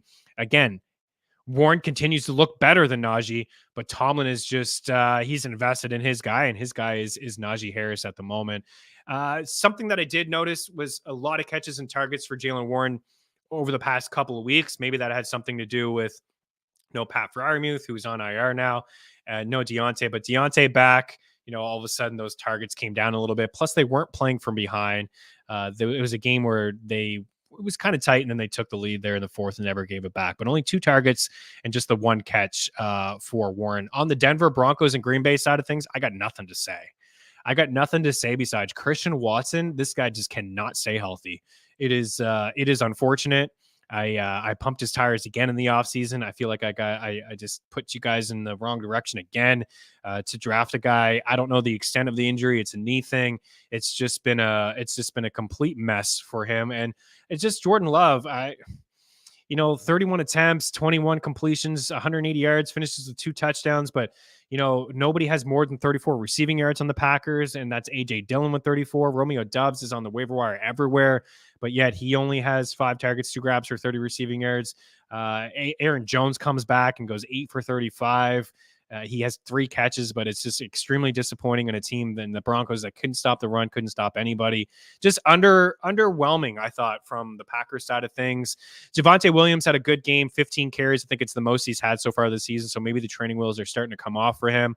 82 yards. He had 3 catches for 14. Cortland Sutton and Jerry Jeudy, we view these guys as sits, even though they're the only guys that are really getting the volume there. Sutton finds the end zone and has 76 yards on 6 grabs, and Jeudy 64 yards on 5 grabs. I think there's a real possibility Jeudy is traded this week. And, if you're a Jeudy owner, you do want him to get moved to a team. And, he's not going to be the 1 or 2 maybe on that team, but ultimately maybe he's just in a better scenario, in a better situation. Russ is just, 20 for 29, $194 and 1 touchdown. Like, it was just probably the worst game to watch over the weekend. Just nothing happened in it. And then Seattle, the Seahawks, it was announced that DK Metcalf was sidelined. We did jump on the JSN. That's one thing that we had pretty early. You get the Discord, you get notified too with some of the bets. JSN over 3.5 catches, just got it too. Just got it. It was a 2-unit play for me. I was stuck on 4 there. 63 yards. We got the receiving yards. He had the touchdown. How about Jake Bobo? Or is it Boo Boo? It's Boo Boo. It is Boo Boo. 4 for 61 has the touchdown. It was a really nice catch from him in the end zone. Got his feet in there. Gino, a little bit of a bounce back performance from Gino. He was 18 for 24, had the 2 touchdowns there. Kenneth Walker show 26 for $105, and he had 2 catches as well with Zach Charbonnet's sideline. We mentioned Amari as well. DeMarcado 13 for 58. Nothing spectacular, right? But Ingram 0. Damian Williams 1 for 2. Rondell Moore had 4 carries for 24 yards, and Joshua Dobbs continues to be sneaky on the ground. I didn't have a good day passing the football, 146 yards on 33 attempts, but he did finish with 43 rushing yards. Let down on Hollywood Brown, needed another grab or 2 from him and some receiving yards. But those are some of the takeaways. I'll go back to this board here. I'll answer any questions that you guys do have here, but Darrell Henderson's atop the list. Talk about how it could be a crowded backfield, but I do believe it's going to be like a 60-40, 70-30 potentially type thing with him and Royce Freeman. And then when it comes back, it's like, who knows? I would expect Kyron to take it over again, but it could be a 60-40 thing. It could be, Freeman back on the side. We'll see. It could just ride the hot hand here. But the fact that he's familiar with this offense, McVay's talked him up, and he was able to get that kind of work right away is it's kind of telling for me. Amari getting that work, Cam Akers, right, cutting into Alexander Mattison, Tajay Spears as well. It's clear that the Titans are selling again. They're trading pieces they shouldn't to the Philadelphia Eagles. We appreciate that one. But Tajay Spears is just, Henry is still getting a lot of snaps, and we've been talking about this really all offseason. But Spears deserves more touches. He's a change of pace guy. They're trying to keep Henry fresh. The offensive line is atrocious. Spears is an awesome buy low in dynasty leagues if you can get your hands on him. And it's possible that the Titans move on from Henry this week. And then if that's the case, then you got yourself a really good back in Spears. So it's a risky buy in redraft. It's a good buy in dynasty. And he's a really good stash in redraft as well. Rashawn Johnson, again, the Bears are optimistic that he'll return, but Freeman's just been so good. It's hard to imagine him just overtaking for sure. It could just be a 50-50 thing. I would still stash Rashawn where I can, but not great news for him missing over the past couple weeks and seeing Freeman kind of ball out. And Freeman is a sell high candidate if you don't need him. If you don't need him, or else you just ride with him, because again, he just makes things happen when he's given the opportunity. Joshua Kelly is just, again, just a stash. Latavius Murray, just a stash. Jamal Williams, a stash in case anything happens. Pierce Strong, Kareem Hunt will be the guy there, but Pierce Strong could get a little bit more work. As long as Jerome Ford is, I think it's like a 1 to 2 week injury. It looks doubtful this week. Jeff Wilson, I think he only touched the ball once or twice. I still like Raheem Mostert. I acquired him in a league. I traded Devontae Smith for Raheem Mostert in one of my leagues. I'm stacked at wide receiver. I'm missing Montgomery right now. I got a couple of running backs that I just don't love. So I know that I'm probably buying, at the wrong time. A Chan's going to come back at some point and Jeff Wilson's back, but he does have like 8 or 9 touchdowns. It's a really good offense. They just got put in their place against a better team. That's it. And the Eagles are a good defensive squad, and Tua and Miami have beat up on some bad teams. I still like them overall as an offense. I still think Raheem Mostert's a high in RB2. even with Wilson, and when Achane comes back, we'll see what that backfield looks like. But I still think he's going to be the lead, and they're going to score a lot of points. They're going to continue to beat up on some weak teams. But you want to have these next man up type of running backs like Latavius, like Wilson, like Jamal Williams with the Saints. Kamara's going to catch a lot of passes, but Jamal Williams may get some goal line work there when it's not Taysom Hill. But Roschon, I think, is still at least decent little value there. And Zeke has been, I played him the past couple weeks, and obviously I've been in a tough spot to play him, but a couple rushing touchdowns in back-to-back weeks. I still like the performance. Ramondre gave us a couple catches there. We did have that right, receiving yards and receptions from him. But Zeke's getting a little bit of work, and it does look like he's the goal line back there. Some wide receivers that are owned in fewer than 60% of leagues, according to Yahoo Sports. Again, I'll put Palmer on the list. Call me a crazy Canadian all you want, but what's the deal? You guys don't like Palmer? I know you guys like Palmer. I'm just kind of tongue-in-cheek, but people out there don't seem to like Palmer. His ownership jumped up from 59% to 60% in the last hour. How'd that happen? Who doesn't lock waivers? Anyways, 133 yards, 5 catches for him, 4 grabs, 60 yards. There's some tough matchups coming up for Justin Herbert. There's a lot of red. He's got the Jets coming up, the Packers, the Ravens, into New England. It's not easy spots for him. Got the Bears this week, which is a good one. But Joshua Palmer just needs to be rostered, needs to be started. Like he's a wide receiver 3. Josh Downs, again, this is another one that I had wrong. I had Josh Downs as a sit, but we've been talking about him as a pickup because of his work with Gardner Minshew. Week 3, 12 targets, 8 grabs, 57 yards with Minshew. Week 6, Minshew, 8 targets, 5 grabs, 21 yards, and a touchdown. Week 5, actually, Minshew. Richardson left that game early. 6 grabs, 97 yards. Last week, Minshew, 5 grabs, 125 yards, and a touchdown. So it's back-to-back weeks with a touchdown. Pittman, a quiet game. He had the big touchdown there. Other than that, there was really not a whole lot to speak of in his game. But Minshew likes Josh Downs, and Josh Downs' ownership is 37% in Yahoo leagues. I mean, he's getting into the wide receiver 3 conversation for me, at least as a flex play. You guys are sick of me talking about Rashee Rice. But it's Rashee Rice. He's like the only wide receiver I'd like to own in Kansas City. I don't care about MVS's game. He does this. It's high and lows, mostly lows. I don't care that they acquired Mecole Hardman. Rashee Rice is the only guy that has shown us anything at the wide receiver position. This is the guy Mahomes wanted.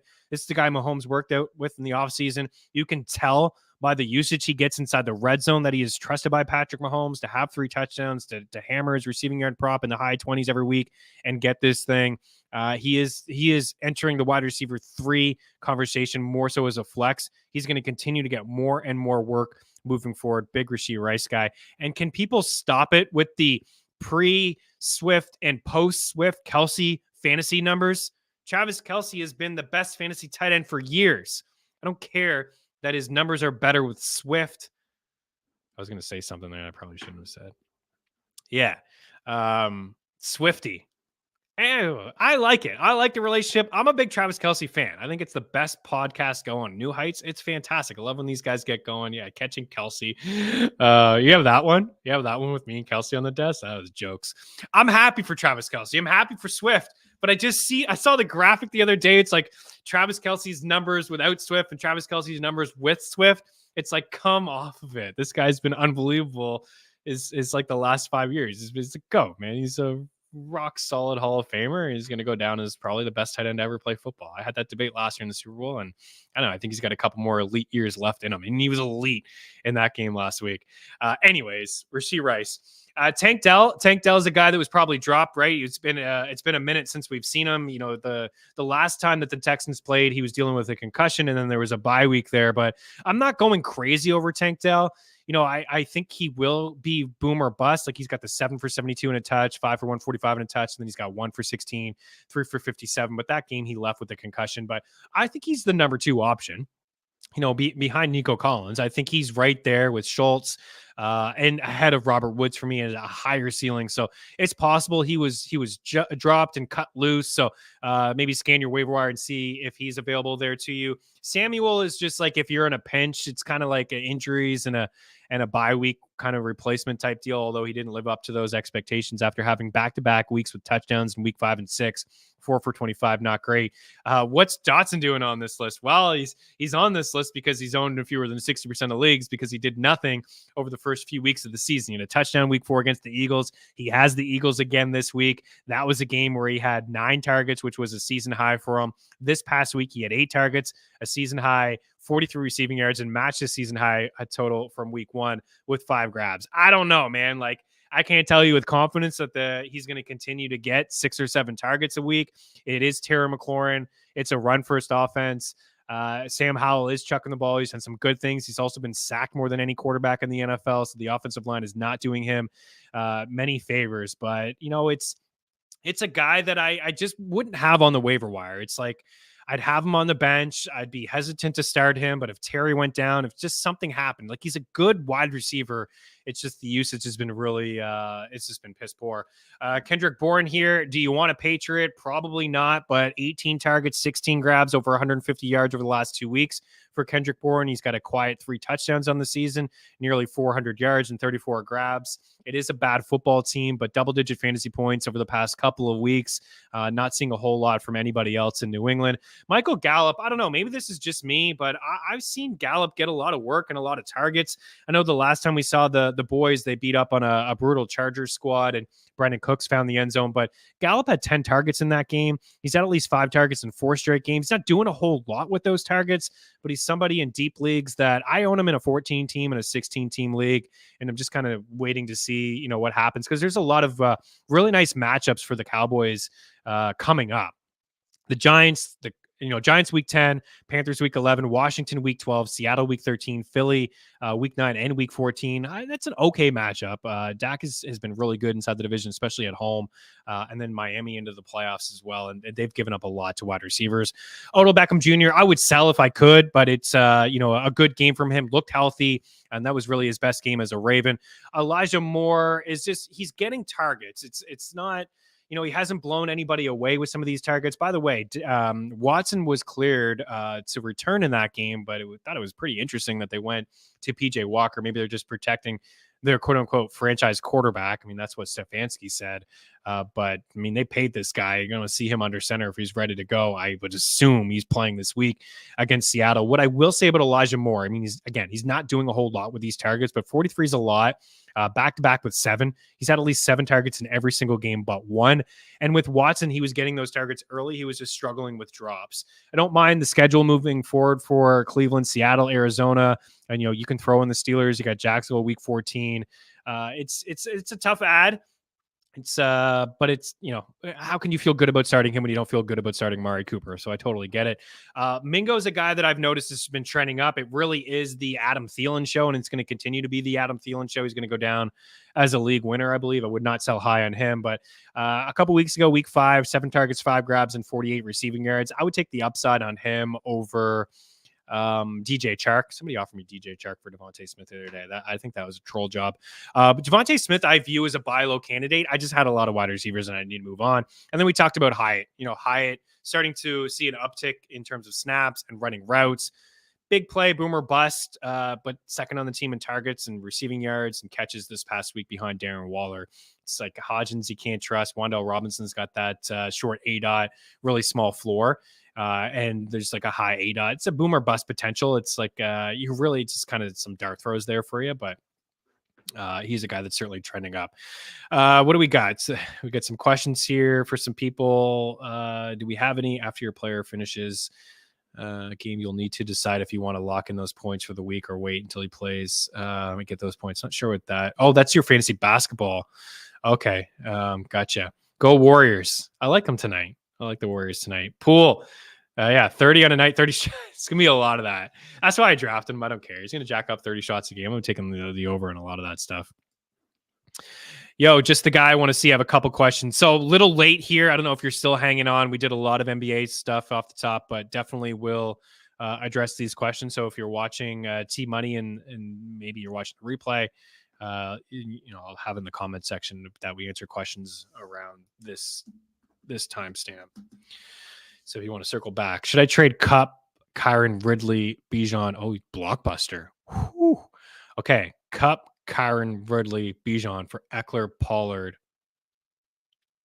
It's just those two, Ridley, and then Ridley. So you got two Ridleys here. I'm confused about that one. My wide receivers are Chase, Waddle, Olave, Ridley, and Cup. And my RBs are Bijan, Kyron, AJ. Okay, so you're just looking to. Okay, gotcha. You're probably. This question does confuse me a little bit. Are you still hanging around? If you're hanging around, let me know what you think. So you have. I think you're just wondering if you should trade any of these guys. Your RBs are Bijan, Kyron, AJ, Dillon. I don't want to trade for Ridley, and it's a bad time to trade him. It's like the worst time. He's done nothing. He's just on prime time doing nothing. I would maybe I change my tune a little bit on buying him. I would maybe buy him if he was like my third or fourth wide receiver. If I was already stacked, like you just gotta adjust accordingly to what we thought was going to happen and to what we're seeing happen. I actually think Zay Jones on the field would help Ridley, but it really is the Christian Kirk show at the moment and Evan Ingram. Ridley, I would consider as like a low end 2, high end 3, upside to be a 1. I would consider buying him. Yeah, I don't know. Are you back? Okay, yeah, my bad. You got it. So Eckler, Pollard. Okay, so this is this what you want to do? You're thinking about maybe trading some of these guys. Let me wrap my head around this one again. So should I trade Cup, Kyron, Ridley, and Bijan for Eckler, Pollard? So you're looking to maybe get Eckler and Pollard, right? And potentially Nico, according to the last comment. So yeah, I think that's a pretty good move for you. Your running backs are thin, right? Bijan and Kyron. Obviously, Kyron, you can't trust AJ Dillon. This can't be trusted. So you're trading Cup, you're trading Kyron on IR, but you're getting two solid running backs. You're getting two borderline top 5 running backs in Eckler and Pollard. And it looks like you got something going on here at wide receiver with Chase, Waddle, and Olave, so you can afford to move on from Cup and Ridley. Yeah, I'm getting this. And it took me a little bit, maybe one too many bats. Hit the vape too much. I don't know. But yeah, we got it underway here. So yeah, I think you can make the move. You go with the wide receivers and you make that move for the running backs. I like it. I think we're there. We finally got there. Seems to be. Taysom Hill, is he a thing? According to Lee Ving here on the YouTube page. Running routes, catching passes, scoring touchdowns, 3rd and short, get him out there. That's my issue with Derek Carr, right? My buddy Mikey Mike Omalon, loves himself Derek Carr. Talk about Derek Carr on the show. Talk about Derek Carr, top 12 quarterback. I can't because, for one, he's got one game with 2 passing touchdowns. Where's the ceiling? He's thrown the ball over 100 times over the last 2 weeks. That's great. The disconnect between him and Olave, I think that's a little bit of an outlier. Olave giving up on the route last week, but also an uncatchable pass. Taysom Hill gets in there. In short yardage situations. He gets in there near the goal line. He takes away from the upside that Derek Carr has throwing footballs inside the red zone. And I don't like their wide receiver core and like Foster Moreau, bad drop. But, I love the story of Foster Moreau. I'm rooting for this guy, but backup tight end really on a majority of teams. Chris Olave, not too big, kind of short. He's not a big player inside the red zone. Michael Thomas doesn't have the separation, the speed. That was a nice catch that he had. And it's check down Carr. It's dump offs all the time. We saw it with Jacobs over the past couple of years. We've seen it here with Alvin Kamara, double-digit catches. We're hammering his receiving yard prop. It can't be low enough for me to get involved with Alvin Kamara's receiving yard props in terms of catches. So he is a thing to the point where you're starting him. No, but I know he's still got tight end eligibility in some leagues. So if you're struggling at the tight end position, you just put him in there and you hope he gets a rushing touchdown. He gets a rushing touchdown. He's going to finish as a top 10 tight end, and he's running routes and catching passes. He's a really good athlete, but he is a pain in the butt to Derek Carr owners. Just Carr in general, who knows? Kyle Woods, late to the party. And I'm sure it's been discussed, but just wanted to pop in and say, yeah, it's a Hendo season. Yeah, man, that's one thing we got right, but that's not breaking any news. But TJ Hawkinson, this guy is going to catch over 100 balls. That's something that we had right for sure. He's just league winner. league winner. And he's on my flex team, but so is Chubb and Fields and Cooper. And man, I'm going to come dead last in JC Lee's flex league. And it sucks. It stinks. Maybe I can turn it up in the second half. Maybe I just won't get invited in New York again. Lee, Chargers play calling doesn't seem to play to Herbert's strengths. They always manage to be playing from behind. Yeah, I mean, the Chargers are just another year of the Chargers being overrated. Brett Thunderstruck in the house. Oh, baby. Is your last name Thunderstruck? That would be dope. If Judy is traded, I will try to trade him away on the hype. Always takes wide receiver a while to get comfortable in the new offense. It's a good call. It's a good call. Yeah. Remember Kadarius Toney? It's not the same page, but that's another thing. Like we've gotten and again, sometimes good, sometimes shit. You know, you're going to give good advice. You're going to give bad advice. You hope to be right more than you're wrong. But that Kadarius Toney thing is something we've been right about on this show, right? Sometimes may be good, sometimes may be shit. Thanks, George. I swear he just hangs out just to play that and see where he can give me some bats. Kadarius Toney is a good example, right? People like him. You see the talent on the field. You know, we were seeing him get drafted as wide receiver 35 and best ball was an easy fade for us. And I look at his ownership. He's owned in more leagues than a majority of these guys that we talked about here. A majority of them. What for? Why? No way. Like, I wouldn't even put him on the list. I mean, what are we doing here with Kadarius Toney? But for the example, when Kadarius Toney was traded, we talked about selling high immediately in redraft, and he didn't do anything with the Chiefs, and he's not doing anything now. And this is a good point. I think, you know, if you are a Judy owner, you would like to see him move to a different team, but at the same time, maybe you move on from him because it will take a little bit of time. And people just do get excited. Like if he went to a really good team, like I don't think he's going to go to the Chiefs, but if he went to the Chiefs, everybody would freak out, right? And he'd be a sell high candidate there.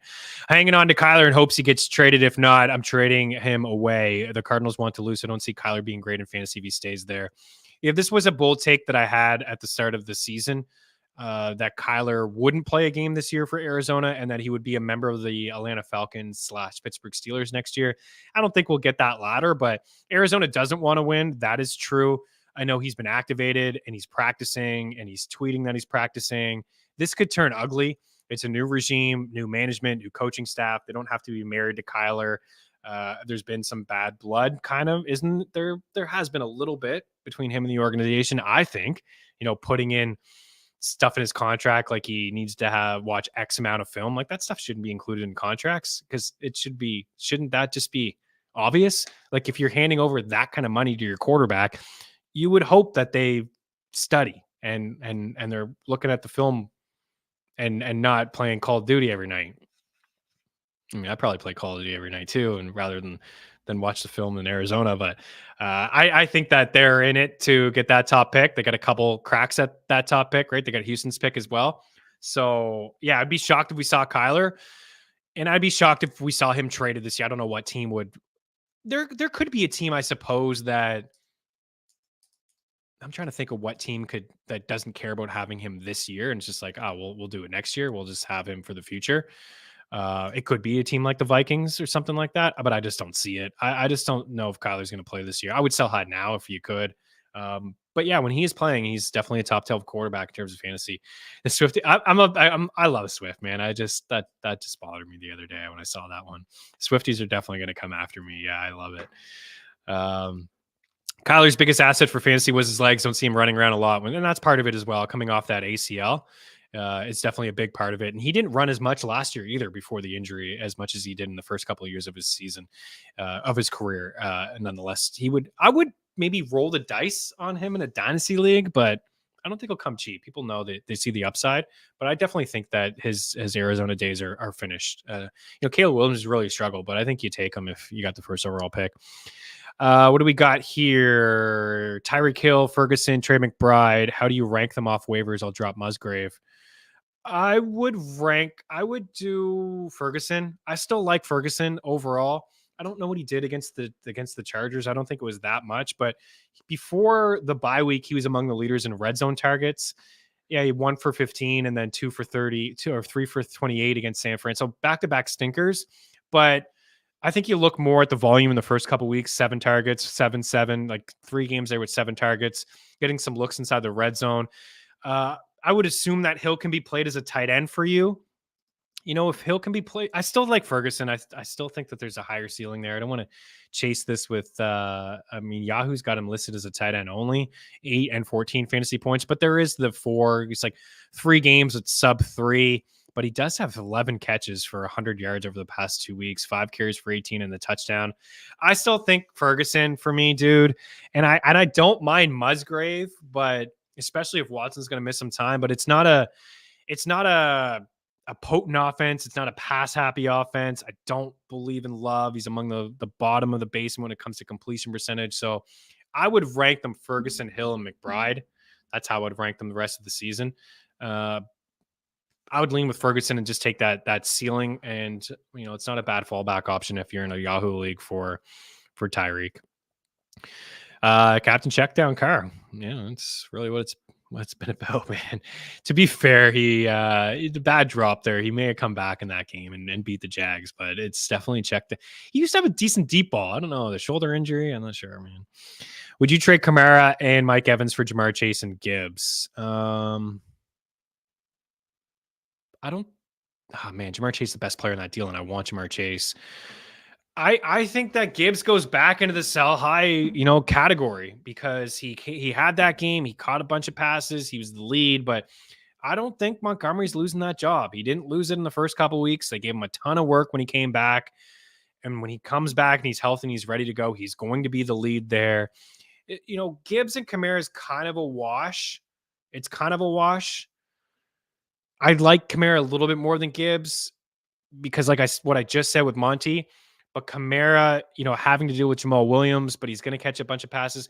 I think I would take the Jahmyr Gibbs side just because of Chase. Like it's Chase over all of these guys.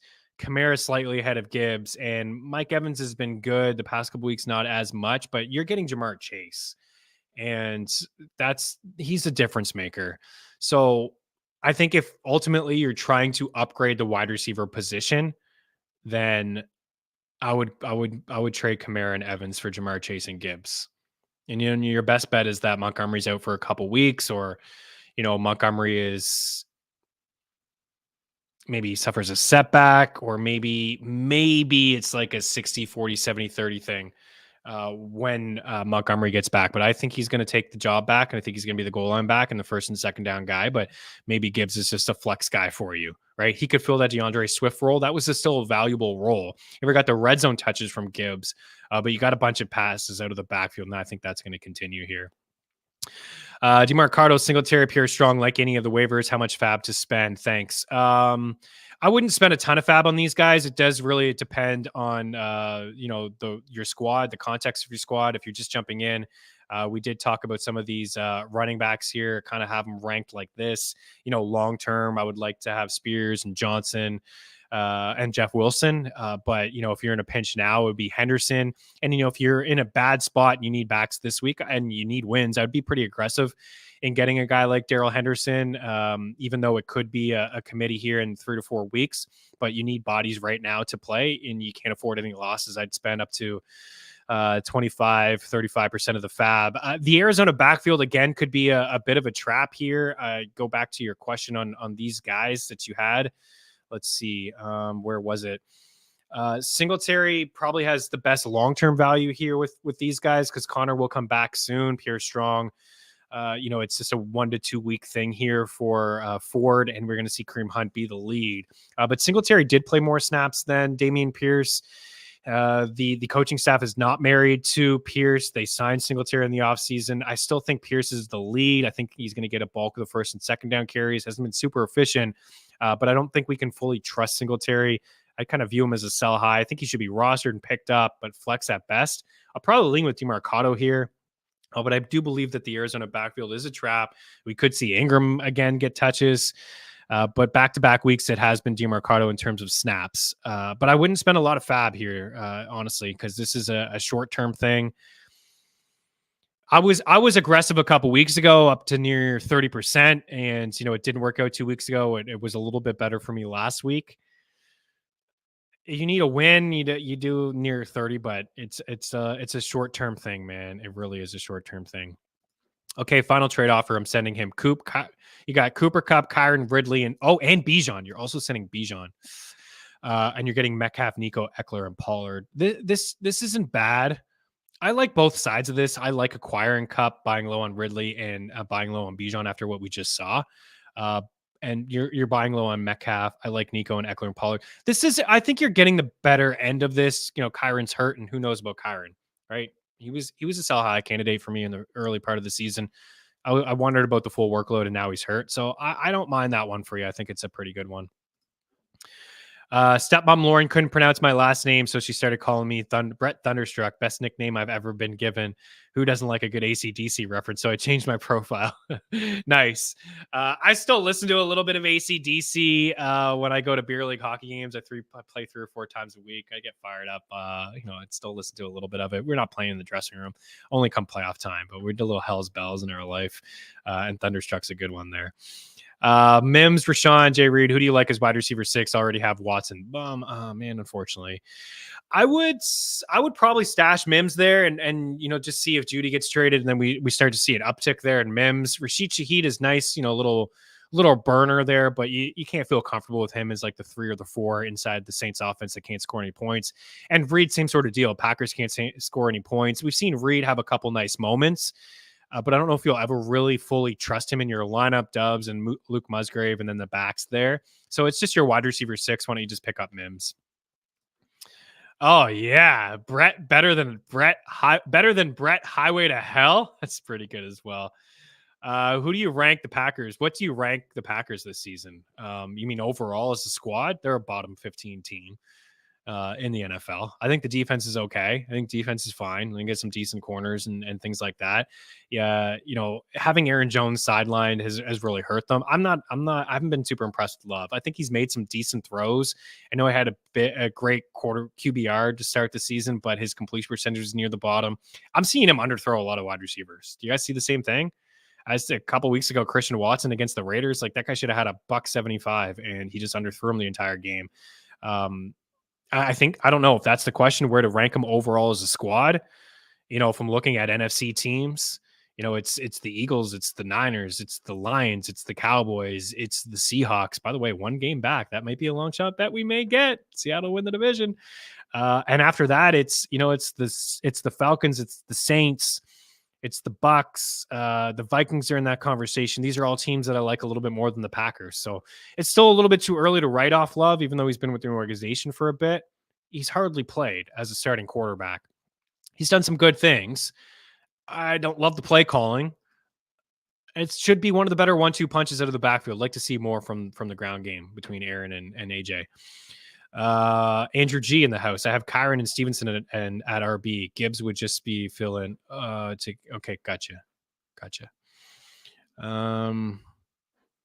Okay, here more context. Would you fire the Packers coach after next season if they have another bad season? Hire Jamie Leonardo. Leonard, I would consider it. This isn't just like, we can't give LaFleur just a pass because there's no Rodgers. Last year, Ryan, I'm assuming you're a Packers guy here. Last year, they were very mediocre. Rodgers was one of his worst seasons, turning the ball over in the red zone. The play calling was bad. I didn't love the play calling. I didn't like the usage between him and AJ and Aaron Jones. Yeah, I would consider it. I think he's a decent play caller. I think he's a little bit overhyped, LaFleur, but I don't think that they'll fire him this year. I think they maybe give him one more go, and if it didn't turn around, maybe they would fire him. But yeah, it's a really young offense, right? I mean, I know you know that. Like, Love is a first-year starter, Watson year 2, Reed year 1, Musgrave year 1, Dubs year 2, AJ Dillon's just 4 years into the league. It's a young offense. I question management. I think it's something in management, all these years with the draft picks and not helping Rodgers out with some weapons, and now attacking and getting some weapons and signing Aaron Jones to that contract. I didn't like it at all. But yeah, I don't know. I think maybe we could see some changes from the Packers. It's an offseason thing. Nico Collins for Bijan straight up. Doesn't matter what the rest of my roster is. Rock voice. Because I like to see some context, so I get it at the joke there. I'd rather have Bijan than Nico Collins. You know, it says it doesn't matter the rest of your roster. Uh, Give me the running back depth. You know, I'm a big alpha wide receiver, and I like to have the wide receivers, like to draft them early and often. You know, we can sit here and play that game all year long. You know, you drafted Eckler, you're in a tough spot. You drafted even Pollard hasn't lived up to expectations. Really, he's been okay, but I think they thought a little bit more from him. Drafted Bijan RB3, RB2, Saquon, you know, RB injury, Chubb. So it's not. That's not why I'm saying it, but these wide receivers are a little bit more dependable. It's a pass happy league. There's more consistency in their game, and look at the running backs that we are talking about. Yeah, I get that side of it too. Is like, yeah, well, that's why I want to draft running backs, because I want to have bell cows. And we're talking about all these average backs, but there's just a lot of bad backfields. There's a lot of committees. There's a lot of bad offenses, and there's a lot of injuries. So my tune changes like midway through the season because I'm already stacked with wide receivers, and I draft like 3 in the first 5 rounds. I just love to have them. And then in season, I sometimes am, you know, my rosters with the hero RB with Chubb, it's in tough spots, but I try to acquire that depth at running back because it is hard to come by mid-season. So I love Nico Collins, but I would acquire Bijan, and you hope that last week was just an outlier. He actually was sick, and this isn't Arthur Smith being crazy. And you also hope that over time he does take this backfield over fully. It was back weeks, 70% of the snaps, but I think Algier is going to be a pain in the butt. But I would make that move and get the running back depth there. Would you do Thielen and Hurts for Kamara or Bijan, Keenan Allen and CJ Stroud? Man, I really don't want to trade Hurts or Thielen. I don't want to sell high on Thielen. I get making him available to your league mates and seeing what you can get. And the fact that you can get like a Kamara or Bijan and Keenan Allen is pretty solid. Okay, so you could do Kamara and Bijan and get Keenan Allen. This is pretty decent. I definitely like Keenan more than Thielen the rest of the year. It's a pretty big drop off, man. Hurts and Stroud, just be prepared for that, right? Like Jalen Hurts is a rock solid 20 fantasy points every single week. I have to. CJ Stroud's a guy that we've definitely talked a lot about. He's the guy that I own the most of in Underdog, but it's just because he was going as like quarterback 30, and it's just like, all right, I'll take him. But overall, like, what I mean, he's been very accurate. He's got the one pick that came against the Saints. The fantasy points of okay, 10, 21, 21, 22, 14, 15. So that's the thing. Like, it looks like his ceiling is 21 and it looks like the floor is 15. But with Jalen Hurts, what you get is, you know, rock solid 20 all the time, 27, 21, 25, 28, 22, 24. But you are getting a back two, which sounds like I think I would do this deal. You know, Hurts had that knee brace on. They kind of overlooked that. I saw him limping on the runs. Did anyone else see that? He was limping and he wore a knee brace in the second half. Says it's okay. Schedule really does turn tough for the Eagles after this week, man. Washington, Dallas, KC, Buffalo, San Fran, Dallas, Seattle. It does get tough. It does get tough. So the fact that you're getting one of those backs, Keenan and Stroud, yeah, I think I would make this move. I think it makes sense to make this move. And, you know, it does make sense to maybe sell high on Thielen. Just know, right? You know, CJ Stroud, a little bit of a drop off there, but you're getting a back and you're getting Keenan Allen. So, yeah, I'd make it. Aaron Jones, he was a bust for me. It wasn't because of the injuries. I didn't think that he would get hurt and miss some time. That stuff's just hard to predict. The reason he was a bust was because I didn't think he would get the same usage through the air that he got over the past couple of years with Aaron Rodgers. I didn't like the offense. I wasn't crazy about Jordan Love. And I didn't view him as a goal line back. I still don't view him as a goal line back. I mean, he's got 6 touchdowns, rushing touchdowns over the last 2 years. He hasn't been the goal line back for the last 3 years. Like, those days of double-digit rushing touchdowns are over. They don't even live in the red zone as much as they play at such a slow pace. I don't think I would buy low. But having said that, he is a buy low candidate because he's done nothing since week 1, and I assume he is available across the board to be had. So, if you need running back help, just make sure he's your RB2 or a flex. Just he can't be your RB1. Trade Mostert for Kamara. Leo in the house.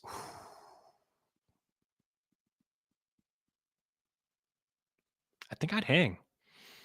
Am I crazy? I might be crazy. Kamara is probably the play. It's really close for me, man. It's really close for me. I think I would lean Kamara. I think I would lean Kamara rest of the season over Mostert just because of a Chan coming back and what he had done in that small sample size and Jeff Wilson now. So Mostert hasn't shown us really that he can handle all that work over the full course of a season. There's been some injuries that have popped up for him. So I could see moving on from him for Kamara.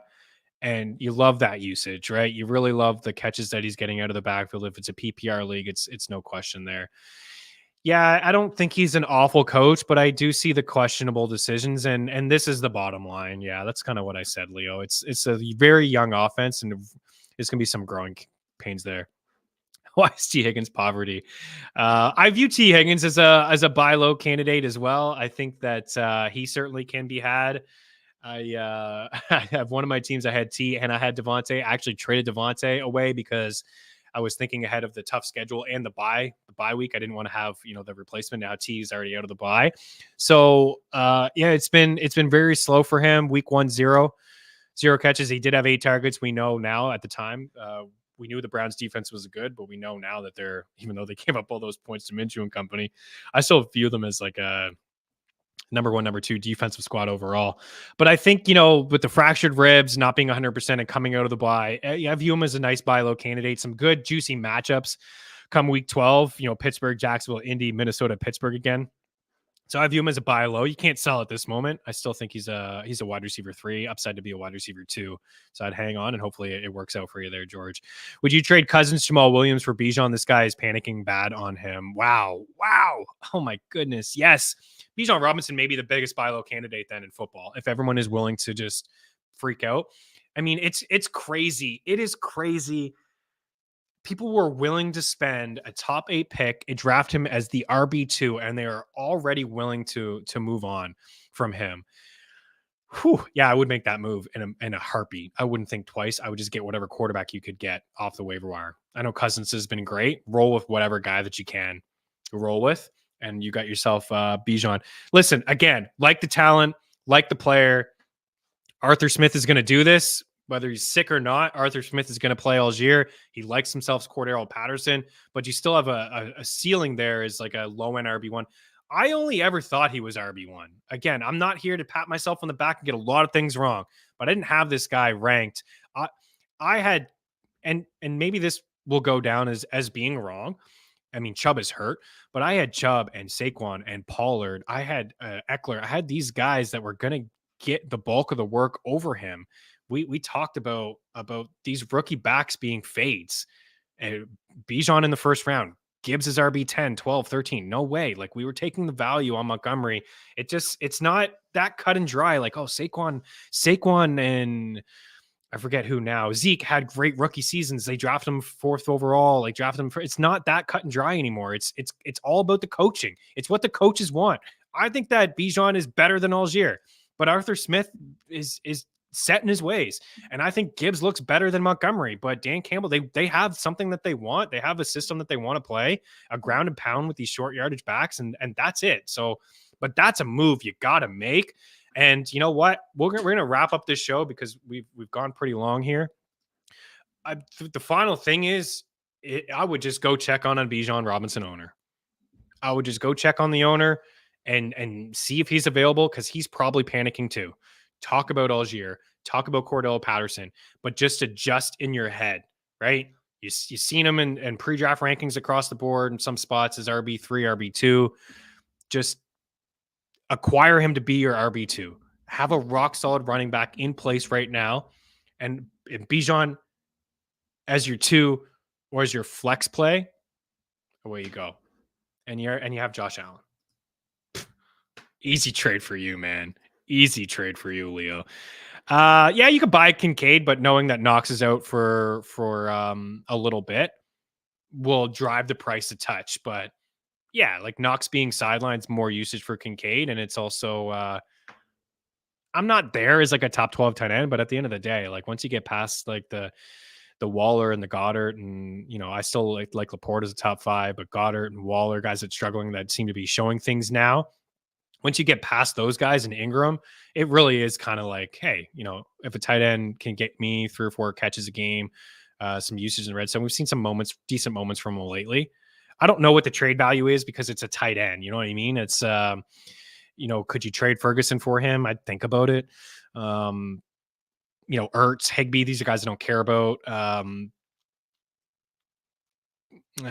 Gerald Everett, don't care about him. Like, I don't know about the tight end. I don't know, it's like, I'd never really look to buy a tight end, and I wouldn't trade anything valuable from your squad. Like, I'd still rather keep the RB depth. I think he could be a top 12 tight end the rest of the way, but that's not saying a whole lot. You know what I mean? I still like Komet more than him when we get Fields there under center and things like that. But I've just proceed with caution on him in a redraft league. Guys, we're out of here. We did go a little long. Appreciate all the support, hanging out. We'll be back I'll join Jake on Wednesday. We'll talk some rankings with him. And on Thursday, we'll have some start and sits. We'll share some projections. We'll tee up the Thursday night football game with some props and some picks. And on Friday, we'll have more start and sits, some more picks and some props. We're going to bounce back. Week 7, lucky 7, not for me. It was my worst week ever. Handicapping some NFL sides and picks. So I'm going to work hard to bring back some winners in our life. Enjoy the 16 games on the ice.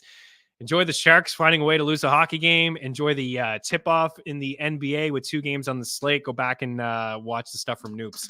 It was a fantastic time. All right, we're out of here. George, I'm going to take us away. Peace, guys.